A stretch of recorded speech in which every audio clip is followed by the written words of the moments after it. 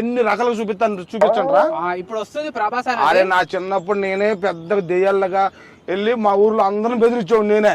అవునా? మరి నా చిన్నప్పుడు అట్లా దాన్ని ప్రోగ్రామ్ ఉండేది. భయపడ్డావు నేను ఊరికే భయపడలా, ఊరికే కన్నాను రా నేను. అబ్బా ఏం లేదు, మనకు తెలియదు ఏంటి భయపడతాం. మన ఇంట్లో వంట లేదురా భయపడతాం. లేదు భయపడవట్లయితే నేను భయపడలేదా? నువ్వు దెయ్యాల సినిమాలు ఎన్ని చూపిస్తురా నీ దమ్ముంటే చూపించు. ఇప్పుడు ప్రభాస్ అన్న వస్తుంది కొత్తది, మనం రెబల్ స్టార్ ప్రభాస్ అంది.